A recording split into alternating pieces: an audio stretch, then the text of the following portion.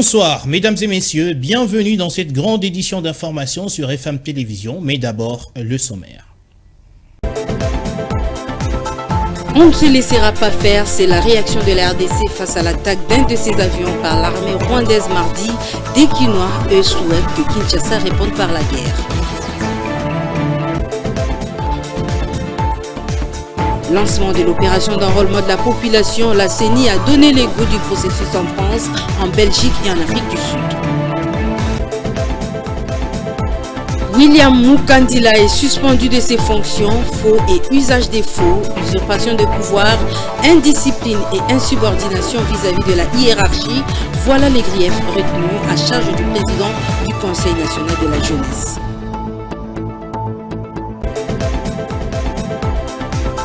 L'Ukraine va peut-être monter en puissance dans la guerre contre la Russie. L'Allemagne décide d'envoyer des chars d'assaut Léopard à Kiev. Voilà, sommaire rendu par Ruth Dinonzei. Encore une fois de plus, bienvenue.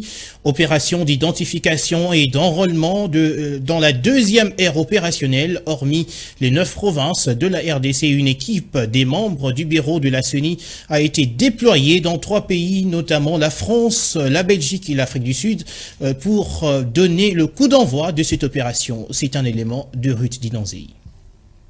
C'est le premier vice-président de la centrale électorale, Bienvenue Ilanga Elembo, qui a procédé au lancement de l'opération d'identification et d'enrôlement des électeurs dans la capitale française. Le centre d'enrôlement est érigé dans l'enceinte de l'ambassade de la RDC, située sur 32 Cours Albert 1er, 7508 Paris, 8e arrondissement. Le centre ouvrira chaque jour de 8h à 18h.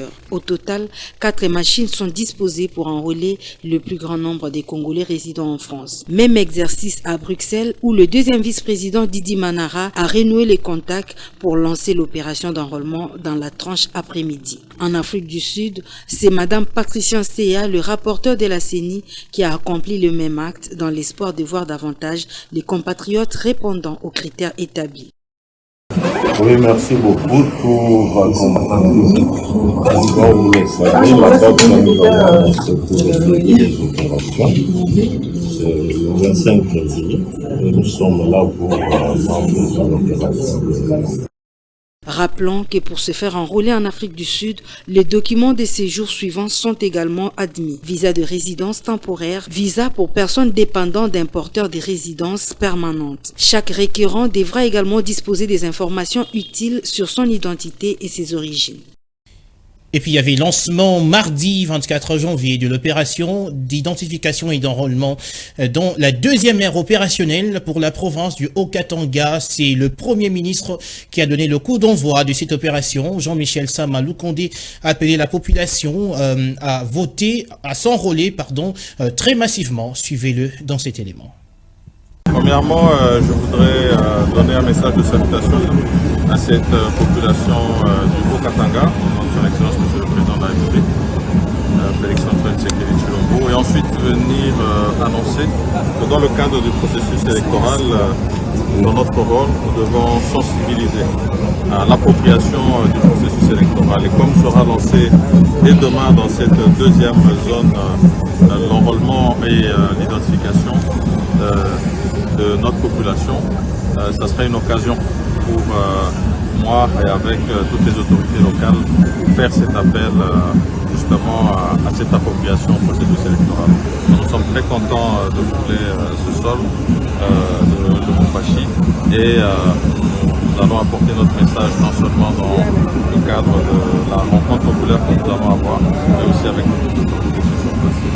Prolongation de 25 jours du processus d'enrôlement des électeurs. Le sujet fait débat sur la classe sociopolitique. Trésor Kalala, qui a acclamé cette prorogation des 2 mains, croit dur comme fer que tout le malentendu a été dissipé. Ce membre de l'Union sacrée a été interrogé par Igor Sombo. Le président de la République a trouvé un pays sans aucun bateau de pêche, sans aucune minoterie, sans aucune raffinerie sérieuse de pétrole. Monsieur le Président de la République trouve un pays comme ça, sans infrastructure. Mais quand il arrive au pouvoir, dans 4 ans seulement, nous voyons qu'aujourd'hui, il y a 7 millions d'enfants qui vont à l'école gratuitement. Il arrive au pays, dans 4 ans seulement, on a vu les salaires des fonctionnaires de l'État être revus à la hausse au moins 2 fois.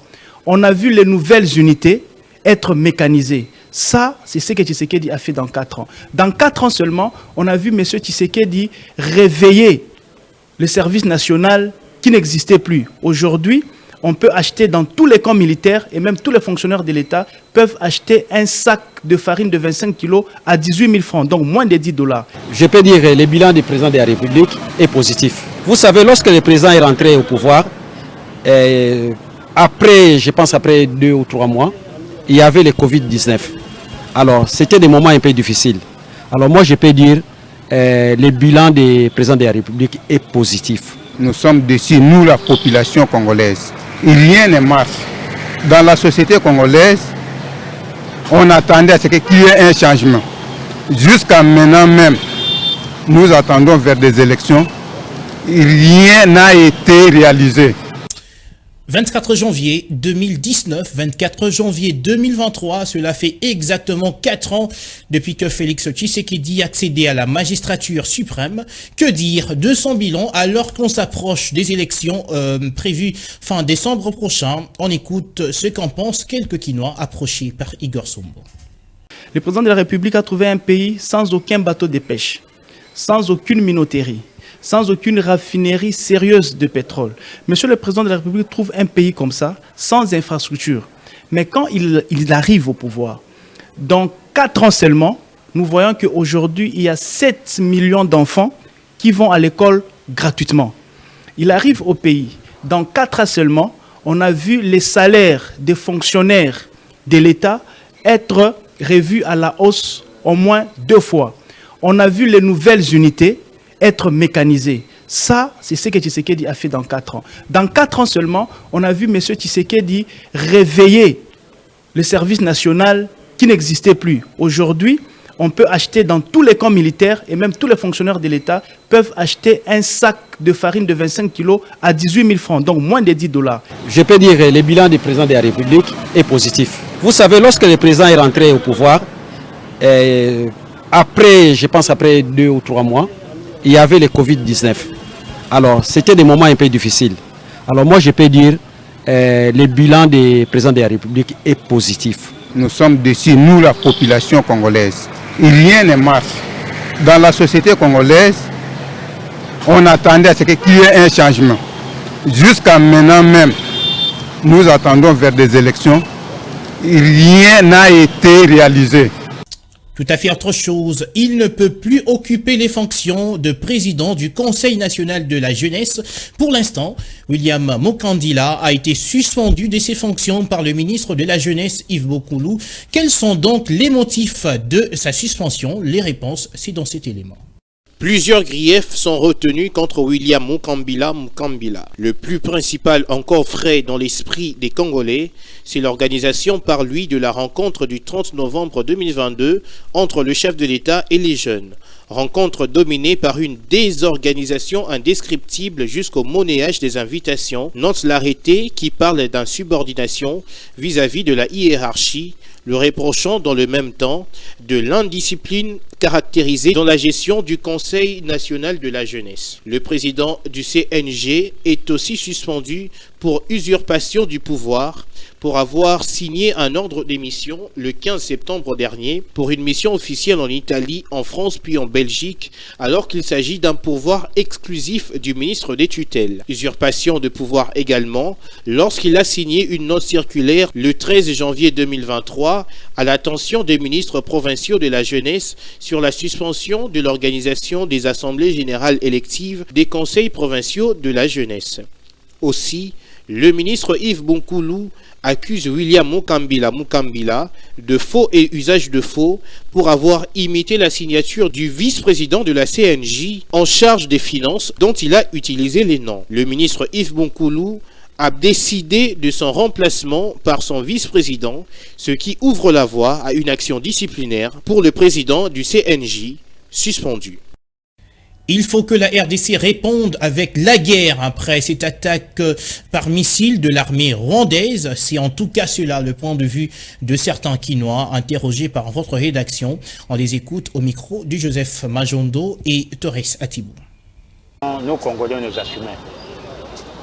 Ça fait longtemps que notre pays est menacé par le Rwanda via le M23. Alors, il y a eu beaucoup d'accords, il y a eu beaucoup de rencontres Luanda-Nairobi. Mais moi, je trouve que tous ces accords, toutes ces rencontres ont échoué. Comme je le disais, il y a beaucoup d'aspects qui entrent en ligne de compte, aspect politique, aspect diplomatique et aspect de guerre. Il faut qu'on agisse par la guerre pour trouver la paix, parce qu'on ne peut pas rester. Il y a eu des négociations. On trouve que le Rwanda ne veut pas négocier avec le Congo. D'où il faut carrément répondre par la guerre. Je peux donner un exemple. Vous êtes un parent, un papa, vous êtes dans une maison avec votre femme et vos enfants, il y a un voisin qui vient pour menacer votre fils, soit votre femme.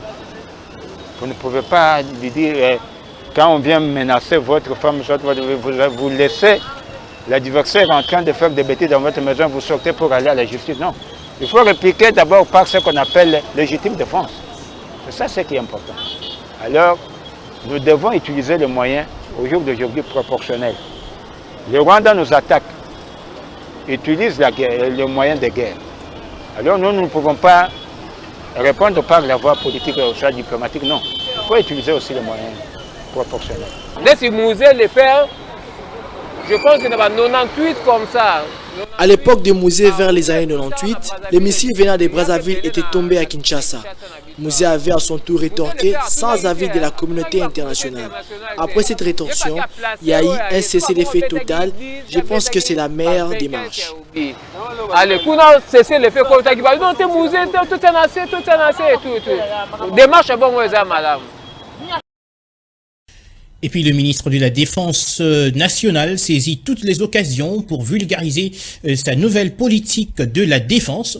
Le docteur Gilbert Kabonda a mis la question sur la table lors d'un échange avec ses homologues du Burundi, de la République centrafricaine et du Cameroun. C'est en marge de la préparation de la 10e session extraordinaire des travaux des ministres de la Défense et experts sectoriels du sommet des chefs d'État et de gouvernement de la CEAC. Annie Akole. À chaque rencontre avec différentes personnalités, nationalités étrangères responsables dans les instances de décision au sein des armées comme aussi dans les administrations civiles, le numéro 1 de la défense nationale ne rate aucune occasion de mettre en valeur les différents enjeux de la nouvelle politique de la défense qui lui tient à cœur. Pour Joseph Bati Assomo, ministre camerounais, la RDC et le Cameroun vivent une situation similaire. Et comme vous l'avez relevé, il y a des aspects qui semblent communs, mais chaque pays a ses réalités. Mais il est toujours bon, quand un responsable désigné par nos deux chefs d'État d'un secteur pour s'occuper d'un secteur particulier, il est logique et normal, chaque fois que nous en avons l'occasion, que nous puissions échanger.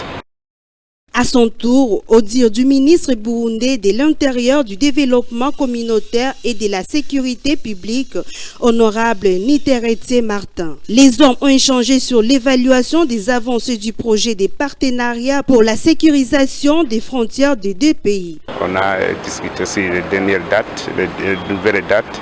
On s'est fixé sur le début du mois de mars. On va terminer ces discussions-là et arrêter définitivement nos positions pour la défense commune de nos deux frontières, surtout et particulièrement pour arrêter surtout le bain de sang qu'on observe à l'est du Congo.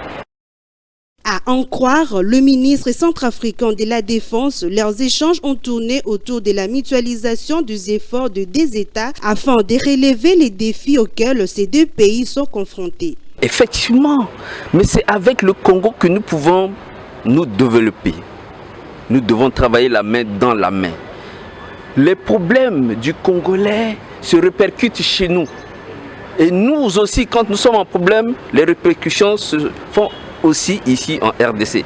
Voilà pourquoi Et je ne pourrais, la RCA ne pourra jamais participer à une manœuvre de déstabilisation du Congo. À l'intention de ces trois hôtes de marque, le ministre de la Défense nationale et ancien combattant a mis l'accent sur fond de la nouvelle politique de défense sur cette autre initiative qui lui tient au cœur, à savoir la mutualisation des forces armées entre les différents pays de la CAC. De même, pour l'installation des industries militaires dans tous ces pays, selon la stratégie initiée par la RDC qui regorge suffisamment des matières premières conséquentes et très compétitives. Question de réduire sensiblement, sinon de mettre fin à la dépendance extra-africaine dans ces domaines.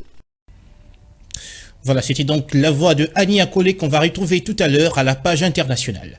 Pacification du plateau de Batéké, il en était question mardi au cours d'une audience que le vice-gouverneur de la province du Kwango, Saturna Tanga Ndandu, a accordé à la délégation des chefs coutumiers et des services de sécurité au bâtiment du gouvernorat de la province. On fait le point avec Elvis Meti. La troisième phase de la mission de pacification de la paix au plateau de Batéké dans la province de Maïndombe vient donc de démarrer. Le roi Mini Congo, Sa Majesté Fabrice Sekana Bioko, chef de la délégation, accompagné des chefs Teke Yaka, le membre de la Cour royale ainsi que le service de sécurité nationale ont centré des discussions avec le vice-gouverneur de la province du Kwango, Maître Saturne Tangandandu, sur la paix dans cette partie du pays. La délégation royale a présenté ses desiderata auprès de l'exécutif pour affirmer sa détermination à pacifier la province malgré les divergences ethniques ou tribales. Pour sa part, le vice-gouverneur a remercié le chef de l'État qu'il qualifie artisan de la paix et a demandé aux représentants des différentes tribus de prôner la paix à leurs troupes frappées par l'insécurité dans le Grand Bandundu. Signalons par ailleurs qu'il s'est tenu une réunion technique à la fin de cette rencontre entre les rois et les services de sécurité.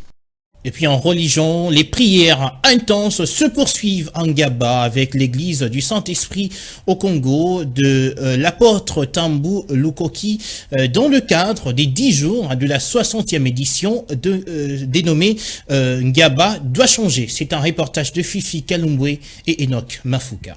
En cette 4e journée de 10 jours de la 60e édition d'Ingaba doit changer, les fidèles de l'église du Saint-Esprit au Congo ont intensifié les prières par la louange, l'adoration et action des grâces. C'est là pour le changement de la commune d'Ingaba et dans tous les plans.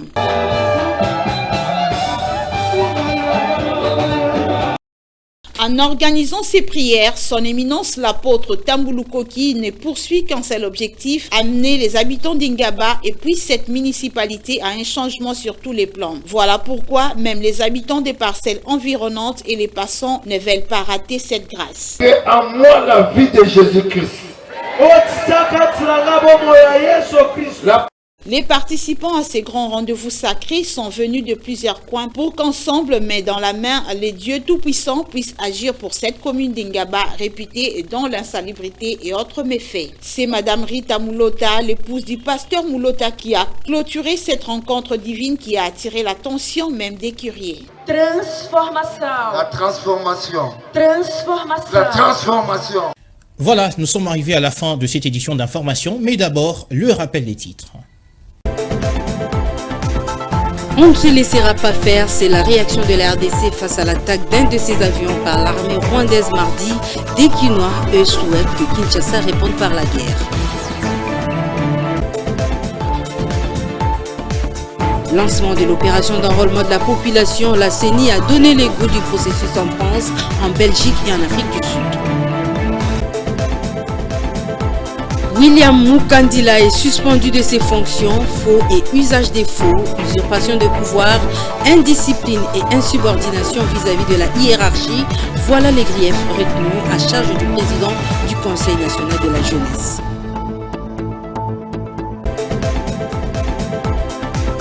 L'Ukraine va peut-être monter en puissance dans la guerre contre la Russie. L'Allemagne décide d'envoyer des chars d'assaut Léopard à Kiev. Ce journal est complètement fini, mesdames, messieurs. Merci à tous de l'avoir suivi. D'ici là, portez-vous bien.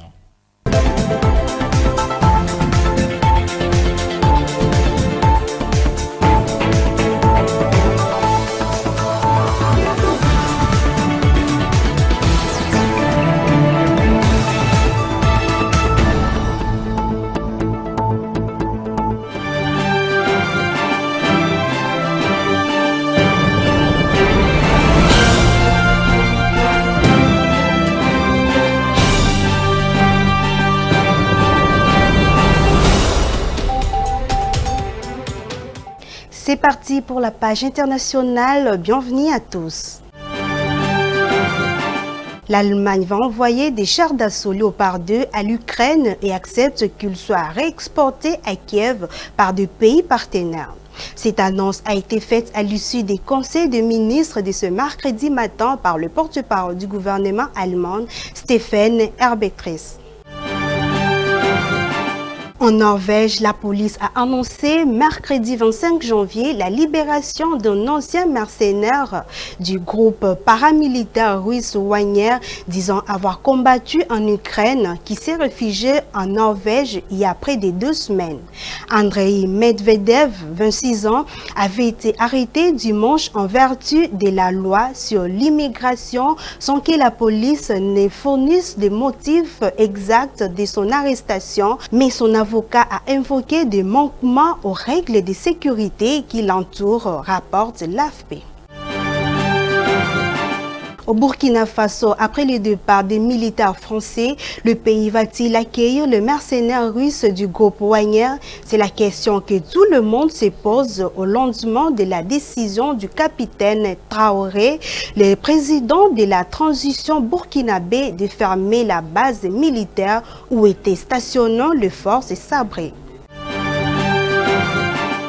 En Côte d'Ivoire, les 49 soldats ivoiriens arrêtés en janvier ont été décorés le mardi 24 janvier par le chef d'état-major de l'armée ivoirienne. La Côte d'Ivoire a toujours soutenu qu'ils étaient en mission pour l'ONU. Le gouvernement ivoirien a annoncé en novembre le retrait progressif de ses troupes ou au sein de l'aménagement d'ici août 2023. Et en Nouvelle-Zélande, Chris est officiellement devenu le nouveau Premier ministre de Nouvelle-Zélande. Il succède lors d'une cérémonie d'investiture à Wellington à Jacinda Ardern, qui a quitté le Parlement sous les applaudissements des centaines de Néo-Zélandaises. La semaine dernière, Jacinda Ardern a stupéfait la Nouvelle-Zélande en annonçant soudainement son retrait du pouvoir moins de 3 ans après avoir obtenu un second mandat à l'issue d'une victoire électorale écrasante. C'est tout pour la page internationale aujourd'hui. Merci de l'avoir suivi.